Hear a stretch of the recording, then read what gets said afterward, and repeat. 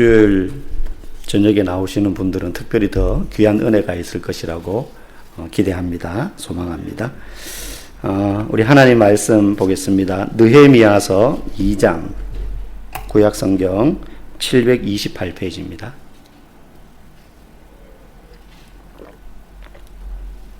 느헤미야서 2장 11절에서 20절까지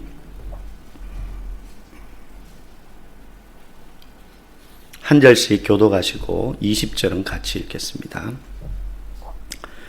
내가 예루살렘에 이르러 머무른 지 사흘 만에 내 하나님께서 예루살렘을 위해 무엇을 할 것인지 내 마음에 주신 것을 내가 아무에게도 말하지 아니하고 밤에 일어나 몇몇 사람과 함께 나갈새 내가 탄 짐승 외에는 다른 짐승이 없다. 그 밤에 골짜기 문으로 나가서 용정으로 분문에 이르는 동안에 보니 예루살렘 성벽이 다 무너졌고 성문은 불탔더라. 앞으로 나아가 생문과 왕의 곳에 이르러서는 한 짐승이 지나갈 곳이 없는데 그 밤에 시내를 따라 올라가서 성벽을 살펴본 후에 돌아서 골짜기 문으로 들어와 돌아왔으나 방백대로 내가 어디 갔었으며 무엇을 하는지 알지 못하였고 나도 그 일을 유다 사람들에게나 제사장들에게나 귀족들에게나 방백들에게나 그 외에 일하는 자들에게 알리지 아니하였다. 후에 그들에게 이르기를 우리가 당한 곤경은 너희도 보고 있는 바라. 예루살렘이 황폐하고 성문이 불탔으니 자 예루살렘 성을 건축하여 다시 수치를 당하지 말자 하고 또 그들에게 하나님의 선한 손이 나를 도우시니라. 왕이 내게 이 말씀을 전하였더니 그들의 말이 일어나 건축하자 하고 모두 힘을 내어 이 선한 일을 하려 합니다. 호른 사람 산발랏과 종이었던 암몬 사람 도비아와 아라비아 사람 게셈이 이 말을 듣고 우리를 업신여기고 우리를 비웃어 이르되 너희가 하는 일이 무엇이냐 너희가 왕을 배반하고자 하느냐 하기로 내가 그들에게 대답하여 이르되 하늘의 하나님이 우리를 형통하게 하시리니 그의 종들인 우리가 일어나 건축하려니와 오직 너희에게는 예루살렘에서 아무 기업도 없고 권리도 없고 기억되는 바도 없다 하였느니라. 아멘. 하나님의 눈을 가진 사람이라는 제목으로 함께 은혜를 나누기를 원합니다. 요즘은 차량마다 블랙박스가 달려 있습니다. 그래서 요즘 블랙박스는 보니까 뭐 동서남북을 다 촬영을 하더라고. 옆에도 찍고 뒤에도 찍고 앞에는 당연히 찍고. 그래서 예전에 블랙박스가 없던 시대에는 접촉사고가 나면은 누가 이깁니까?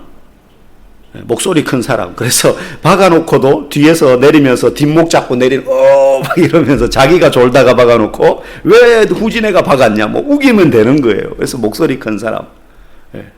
뭐 본 사람 없으면 막 그렇게 옥신각신 다투다가 뭐 굳이 그냥 마음만 상하고 끝나거나 오히려 가해자가 피해자가 되고 뒤바뀌는 경우들 그런 경우들이 종종 있었습니다. 근데 요즘은 그렇게 소리 지를 필요가 없어요.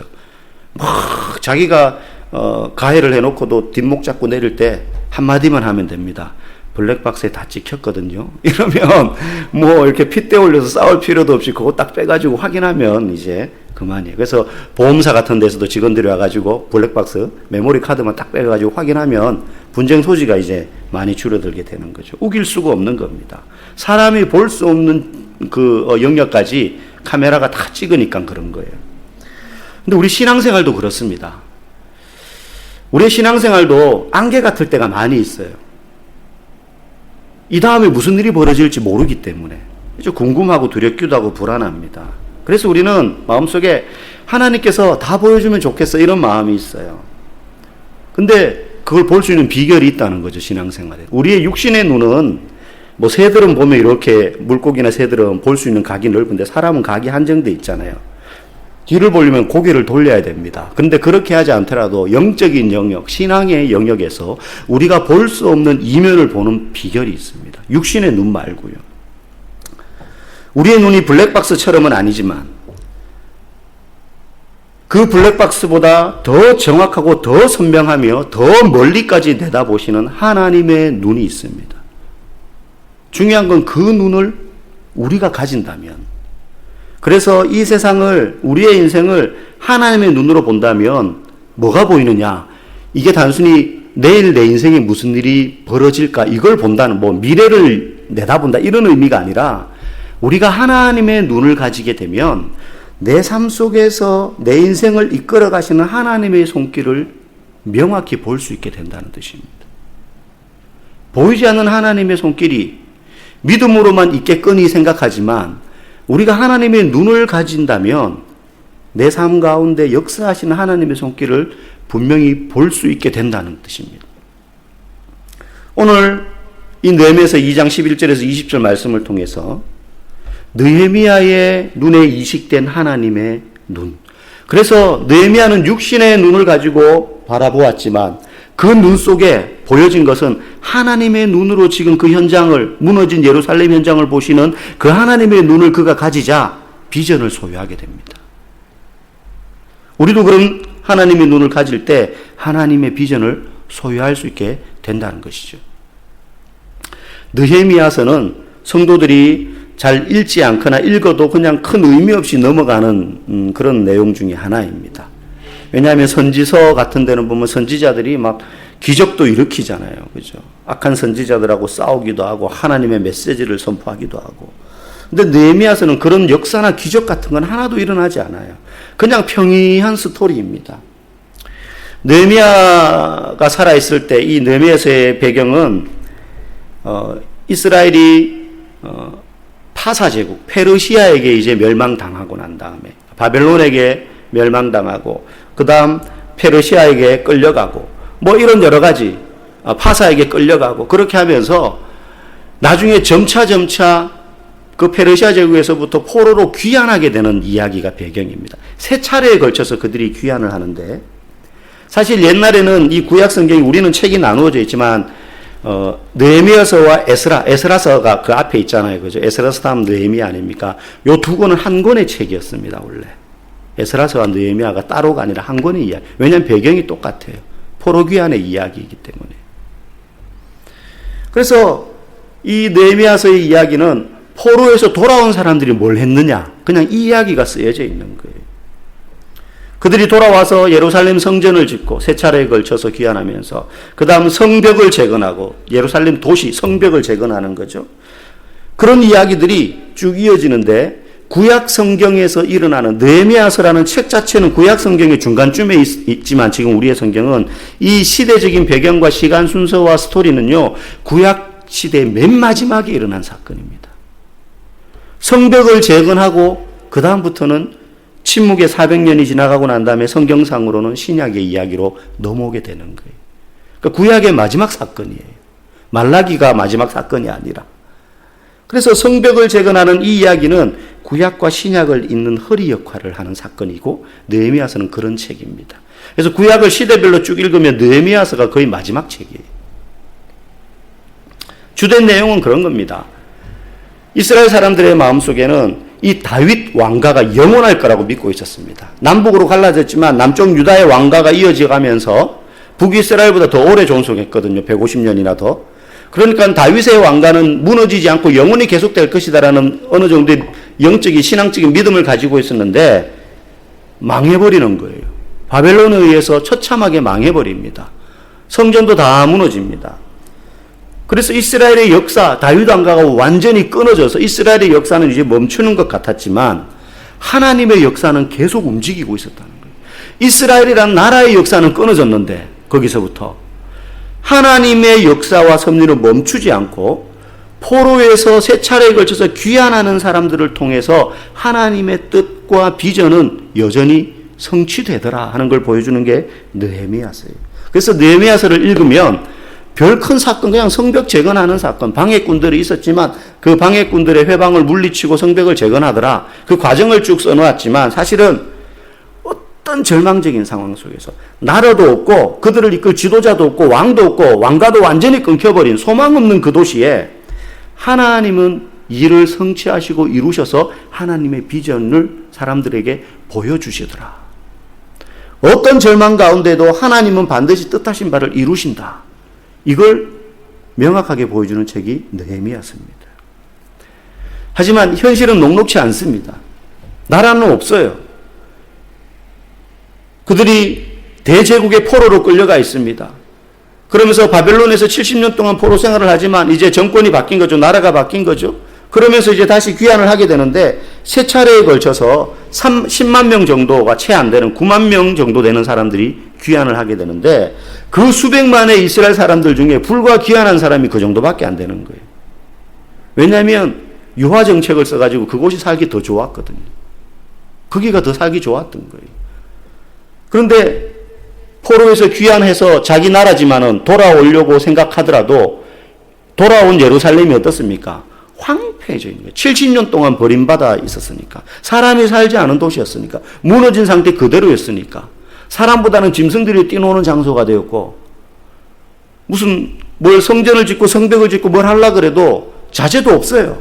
그럴 만한 재원이나 능력도 없고 돈도 없고 정말로 열악한 상황이죠. 거기다가 방해하는 사람들까지 오늘 본문에도 보면 산발랏과 도비야, 게셈 이런 사람들의 이름이 나오는데 회방꾼들이에요. 포로에서 귀환한 사람의 숫자도 많지 않고 성전이나 성벽이나 이런 것들을 건물을 지을 자원도 부족하고 그걸 사올 재원도 없고 포로에서 귀환하는 그 먼 길을 오면서 지쳤고 거기다가 회방꾼까지 있어요. 현실은 너무너무 암담한 거예요. 너무너무 암담하고 불리한 그러한 상황이지만 그 모든 불리한 현실을 뒤집고 여러분 이게 중요합니다. 우리가 이상과 꿈은 좋지만 야 현실을 봐. 되겠니 그게? 우리 그런 말을 하거나 생각할 때 많잖아요. 야 너 생각은 좋은데 현실을 봐. 그래서 가끔 아이들한테 너희네들이 어른이 되었을 때 마주할 현실, 세상은 이런 세상이야 라고 말하면 애들이 아빠 너무 현실적인 이야기만 하지 마세요 막 이렇게 말해요. 현실적인 이야기를 하면 별로 좋지 않은 것 같아요. 힘든 이야기들, 미래가 더 앞에 준비되어 있는 것 같거든요. 이들의 현실이 그랬어요. 그런데 그 모든 현실을 하나님이 역전시키고 뒤집더라. 이게 느헤미야서예요. 오늘 이 느헤미야서 속에서 그 모든 현실을 뒤집어서 완전히 상황을 바꾸는 하나님의 역사와 능력이 나타나는데 그 열악한 현실과 그런 상황 속에서도 그런 역사를 하나님께서 일으키시도록 만드는 원인이 되는 핵심적인 요소 하나가 있었어요. 그게 뭐냐면 하나님의 은혜와 자비예요. 이걸 표현하는 단어가 느헤미야서 1장과 9장에 2번 나오는데 헤세드라는 단어입니다. 구약 성경 전체에 250번이나 나와요. 그리고 에스라서와 느헤미야서에 8번 나오는데 느헤미야서에 2번 나옵니다. 하나님의 은혜와 사랑. 그런데 우리는 그냥 하나님의 은혜와 사랑 그러면 우리를 이렇게 자비롭게 품어주시고 사랑해주시고 좋아해주시고 은혜를 베푸시고 그냥 그렇게만 생각하잖아요. 그런데 이 헤세드라는 말을 가만히 뜯어보면요. 하나님의 은혜와 사랑이 가능하게 하는 하나님의 은혜와 사랑이 우리에게 뿜어지도록 만드는 핵심적인 요소가 그 안에 있는데 그게 뭐냐면 성실이에요. 성실함. 그냥 이례적으로 너네 불쌍하니까 내가 이번에 한번 도와줄게 하면서 하나님이 우리에게 은혜와 사랑을 베푸신 게 아니라는 거예요. 이스라엘 백성들한테. 하나님께서 은혜와 자비와 사랑을 베푸실 때에는 성실함으로 베푸시더라는 거예요. 느헤미야서를 읽으면. 한번 힘 한번 실어줄게. 그러고 마는 게 아니에요. 끝까지 그들을 붙잡는 사람. 포기하지 않고 버리지 않는 하나님의 자비. 그래서 헤세드 그러면 하나님의 성실하심이 같이 앞에 따라오는 거예요. 하나님은 성실하시다. 성실하시다 이 말은 부지런하다, 지속적이다 이런 뜻이에요. 부지런하다, 지속적이다. 그리고 충성스럽다. 변하지 않는다는 거죠. 다시 말해서 하나님의 헤세드, 하나님의 은혜와 자비와 우리를 향한 사랑은 우리의 상태가 어떠하든지 상관없이 끝까지 사랑하신다는 거예요. 이게 중요합니다. 우리의 상태가, 우리의 반응이 어떠하든지 상관없이 우리를 끝까지 사랑하신다는 거예요. 여러분, 느헤미야서 9장 17절 말씀 한번 찾아보시겠습니까? 9장 17절. 좀 길지만 읽어보겠습니다. 시작. 거역하며 주께서 그들 가운데에서 행하신 기사를 기억하지 아니하고 목을 굳게 하며 패역하여 스스로 한 우두머리를 세우고 종되었던 땅으로 돌아가고자 하였나이다. 그러나 주께서는 용서하시는 하나님이시라 은혜로우시며 긍휼히 여기시며 더디 노하시며 인자가 풍부하심으로 그들을 버리지 아니하셨나이다. 아멘. 거기 보면 주께서는 용서하시는 하나님이시라 은혜로우시며 긍휼히 여기시며 인자가 풍부하시며 이게 다 헤세드를 의미하는 표현이. 무슨 내용입니까? 기껏 애굽에서 구해줬는데 배고프고 힘드니까 우리 다시 애굽으로 돌아가자. 여기서 못 살겠다. 이러다가 광야에서 다 죽겠다. 막 그렇게 하나님 앞에 끊임없이 원망했던 그 사람들이잖아요. 그럼에도 불구하고 주께서는 용서하시는 하나님이셨다. 은혜로우시고 긍휼히 여기시며 더디 노하시며 인자가 풍부하셔서 그들을 버리지 않았다. 우리 조상들을 버리지 않았다는 거예요. 이게 헤세드. 우리의 반응과 상태가 어떠하든지 변함없이 우리를 사랑하시는 하나님.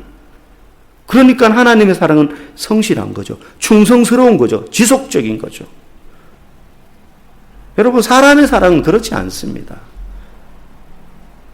딸이 시집가기 전에는 엄마 나는 결혼해도 엄마 사랑하는 엄마는 변하지 않을 거야. 심지어 나는 결혼 안 하고 엄마랑 살 거야.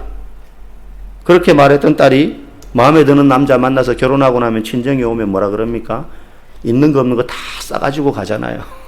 엄마 이건 안 먹잖아 이러면서 싸가고, 심지어 재산이라도 좀 있을 것 같으면 엄마 집이랑 땅 내 앞으로 해줘야 돼. 막 이런 말 한단 말이죠. 이게 이 세상의 사랑이에요. 얼마든지 변할 수 있다는 거예요. 그래서 그런 말도 있지 않습니까? 사랑은 움직이는 거예요. 대상에 따라 달라집니다. 상황에 따라 변할 수 있습니다. 다 그렇지는 않지만, 그죠? 변한다는 거예요. 그러나 예수님의 사랑은 어떻습니까? 우리를 향한 주님의 사랑은 어떻습니까?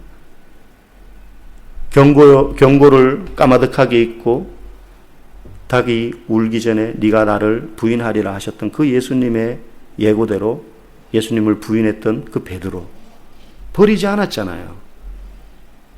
제가 만약에 예수님이었으면 찾아가긴 찾아갔겠어요. 베드로를 가가지고 얼굴을 빤히 쳐다보면서 고개를 들지 못하는 베드로에게 이렇게 말했을 것 같아요. 네가 나를 사랑하느냐 이렇게 묻지 않고 네 죄를 네가 알렸다 이거부터 따져 물었을 것 같아요. 불과 3일 며칠 전이잖아요. 알렸다 묻고 난 다음에 하는 거 봐서 네가 나를 사랑하는 거 맞니? 이렇게 그 다음에 이제 묻고 사명을 주시지 않으셨을까 싶어요. 근데 예수님은 묻지도 따지지도 않고 내 양을 먹이라. 너 이제 진짜 사도가 돼야 돼. 말씀하셨어요.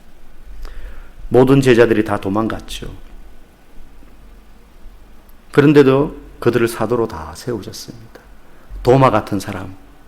나는 너네들이 예수님 부활하신 예수님 봤다는 말 못 믿겠어.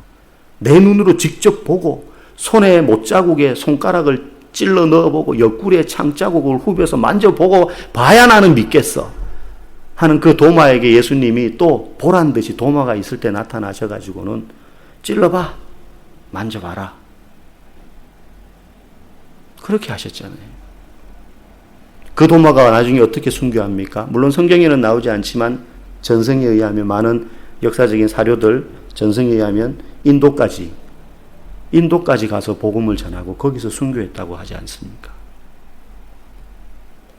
그런 의미에서 우리 하나님 아버지의 사랑은 변함없는 사랑이에요. 이 세상의 사랑과 비교할 수 없는 거예요. 저와 여러분들을 사랑하는 거 보면 알잖아요. 하나님의 사랑이 왜 변함이 없느냐? 그것은 하나님이 우리에게 하신 언약에 기초하고 있기 때문입니다. 언약에 기초하고, 약속에 기초하고 있습니다. 그 약속이 여기 성경책에 기록되어 있잖아요. 그래서 결혼할 때 어떻게 결혼합니까? 신랑 신부 교회에서 목사님이 주례 볼 때는 다 이야기하고 난 다음에 나중에 이제 언약하겠습니다. 그러면 이제 성경책 둘 다 손을 얹고. 왜 성경책에 손을 얹습니까? 미국 대통령들이 대통령 취임식 할 때 다 목사님이 오셔가지고 취임식을 진행합니다. 그래서 미 합중국 대통령으로서 그 책임과 의무를 성실히 이행할 것을 하나님 앞과 이 불변하는 하나님의 말씀 위에 손을 얹고 서약하잖아요. 모든 대통령이 그렇게 합니다. 왜 그렇게 합니까? 변함없는 하나님의 말씀.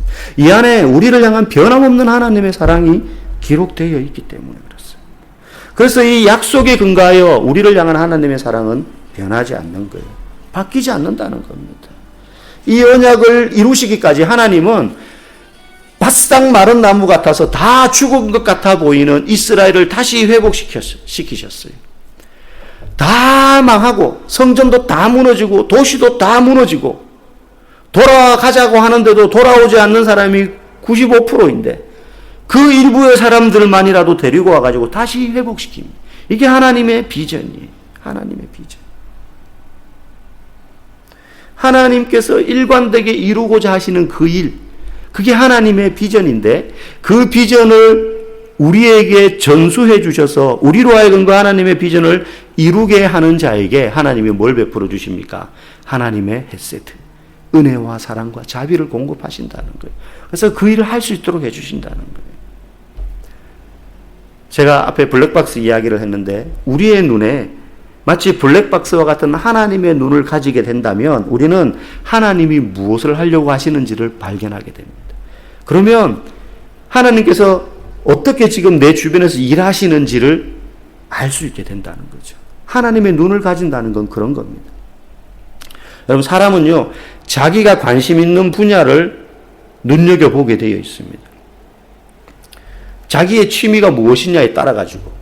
그렇지 않습니까? 꽃을 좋아하는 사람은 꽃가게 앞을 그냥 못 지나갑니다. 시장을 가든 마트를 가든 꽃 파는 데 가면 거기에 멈춰서서 혼이 빠진 사람처럼 꽃을 쳐다보게 되어 있어요. 저처럼 운동이나 스포츠를 좋아하는 사람은 스포츠 매장 가면은 공구 매장 가면 막 정신을 못 차립니다. 예전에 이케아 제가 한번 갔었거든요. 혼자. 이케아 우리나라에 처음 들어왔을 때. 막 혼자 막 1층, 2층 지하를 돌아다니는데 너무너무 행복한 거예요. 그냥 내게 아닌데도. 거기 가면 다 써보게 되어 있거든요. 드릴이면 막 나무에 진짜 구멍 막 뚫어볼 수 있도록 체험을 다 하게 되어 있어요. 비싸서 내가 못 사보는 공부 거기서 한 번씩 해보는 거죠. 자기가 관심 있어 하는 분야에 눈이 자꾸 가게 되어 있어요. 저는 운동 좋아하니까 스포츠 매장을 가는 걸 좋아하고 막 추리닝 이런 거 좋아해요. 저희 아내는 그런 거 되게 싫어하거든요. 추리닝 사는 거. 추리닝 뭐 그렇게 비싼 돈 주고 사냐 막 그렇게. 근데 내가 좋아하니까 몰래 뭐 돈 모아가지고 사기도 하고 이제 이렇게 하는 거죠. 근데 그리스도인의 비전이라는 건 내가 보고 싶다고 해서 내가 좋아한다고 해서 그것만 하는 게 아닙니다. 그리스도인의 비전은 하나님의 눈을 가지고 바라볼 때 보여지는 그것을 해야 되는 겁니다. 하나님의 눈이 어디를 보고 있는지, 하나님의 시야가 어디를 향하여 있는지 그걸 볼 수 있어야 돼요. 거기에 내 눈을 맞추는 겁니다.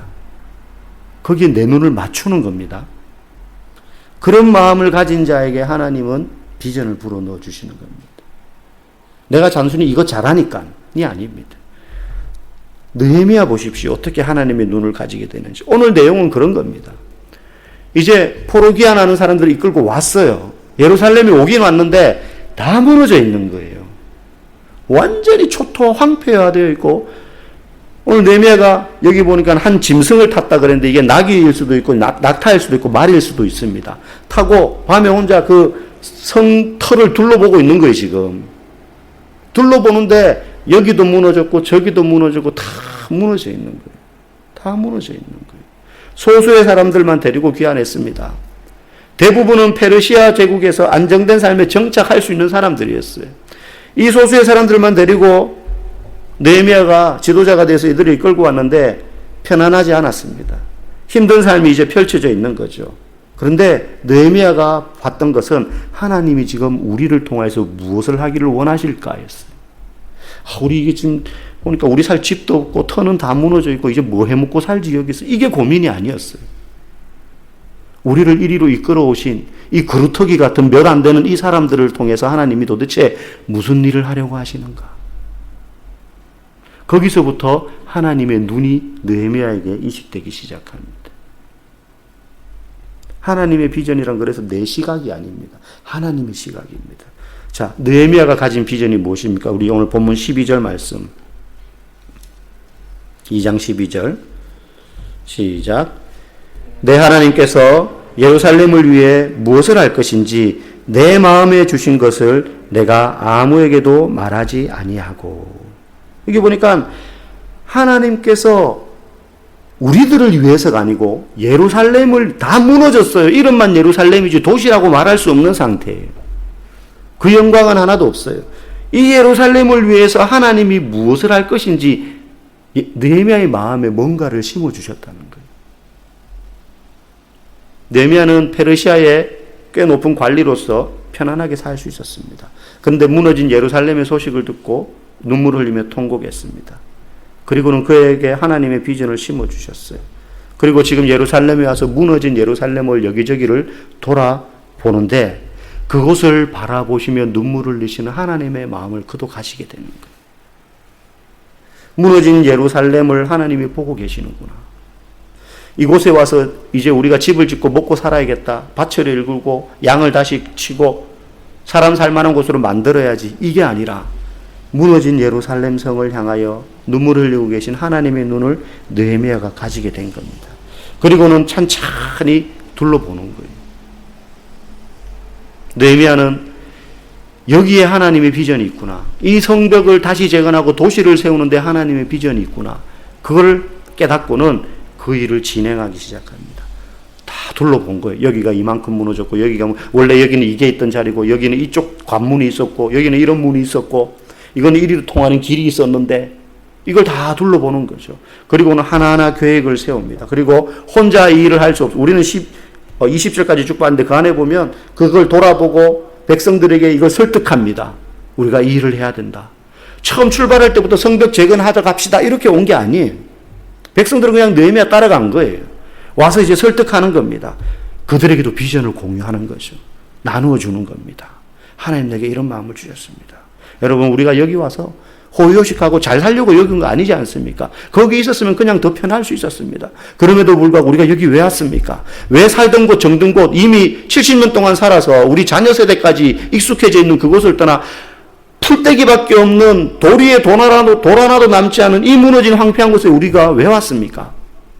하나님의 비전이 여기 있기 때문입니다. 그러면서 그들을 설득하기 시작합니다. 그리고 혼자 할 수 없는 일이기에 백성들을 독려하게 되고 대적들의 방해가 있었지만 이것이 하나님의 비전이라는 사실을 알고 확신을 가지고 진행하게 됩니다. 결국 하나님의 일을 이루게 돼요. 그 과정은 쉽지 않았었습니다. 그러나 무엇이 그를 움직였습니까? 하나님의 눈을 가졌기 때문에 하나님이 무엇을 원하시는지를 보았기 때문에 편안한 삶을 뒤로 하고 발걸음을 여기까지 와서 움직일 수 있게 된 것입니다. 저와 여러분들도 하나님이 이곳에 부르신 이유가 있습니다. 우리 교회로 오게 하신 이유가 있습니다. 성도로 묶으신 이유가 있습니다. 편하게 살고 혼자 내게 익숙한 환경을 떠나오게 하신 이유가 있습니다. 하나님의 비전을 우리가 보았기 때문입니다.